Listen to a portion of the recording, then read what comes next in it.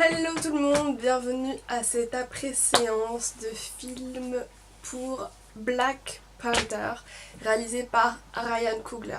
Alors, j'ai envie de dire une chose, quand j'apprends que Ryan Coogler n'a que 31 ans et qu'il a déjà à son actif Creed et Black Panther, j'ai envie de dire...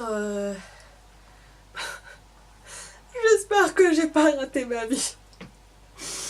Bon, blague à part, je vais essayer de faire cette petite vidéo en un plan séquence, en essayant de faire le moins de IA possible.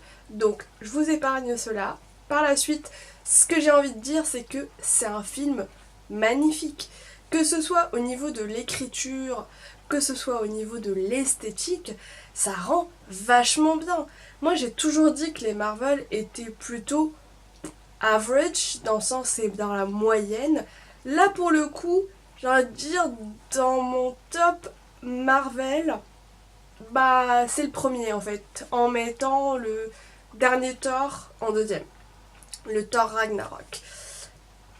Donc moi j'avoue qu'avec ma formation en tant qu'architecte, bah, j'ai été vachement bluffée par le rendu de la ville, en tout cas de la capitale du Wakanda.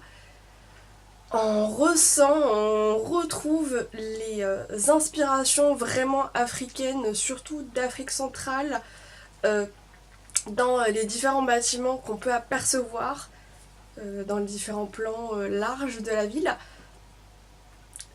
Et ça rend vraiment bien, enfin le côté mix ancien, futuriste, marche très très bien. J'ai envie de comparer ça un petit peu au steampunk, dans le sens où voilà, ils ont réussi à prendre quelque chose de traditionnel culturellement et de le mixer avec une énorme dose de futurisme sans que ça fasse kitsch et sans qu'on se sente mal à l'aise en fait par rapport à la représentation qui est faite de cette nation africaine qui est censée être une simple nation de bergers mais qui au final est beaucoup plus que ça.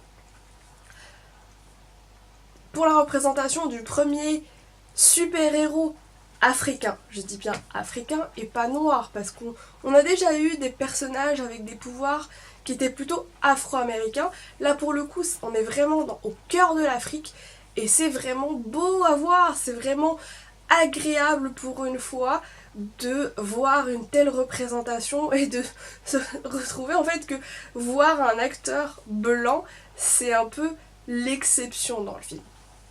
Soit, revenons à d'autres points. Le point que j'avais envie surtout de développer, c'était on ressent quand même une différenciation justement entre black américain, donc noir américain, et noir d'Afrique.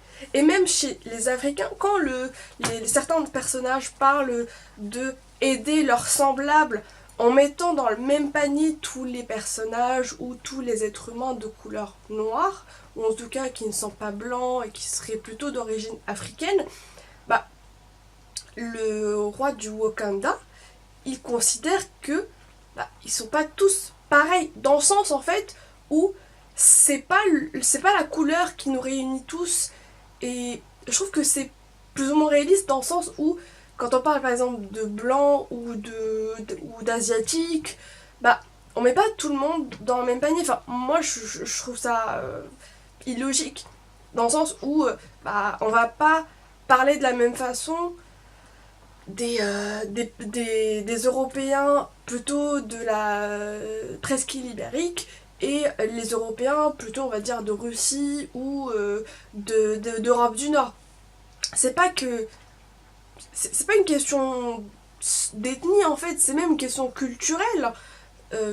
L'Afrique, c'est un continent énorme avec des cultes, des coutumes, des cultures différentes, et il serait malvenu de mettre tout le monde dans le même panier.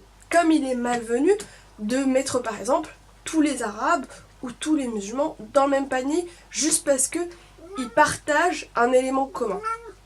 Donc moi c'est ce que je retiens de ce film, c'est il ne faut pas s'arrêter à une caractéristique, qu'elle soit physique, religieuse ou culturelle simplement pour mettre les gens dans le même panier.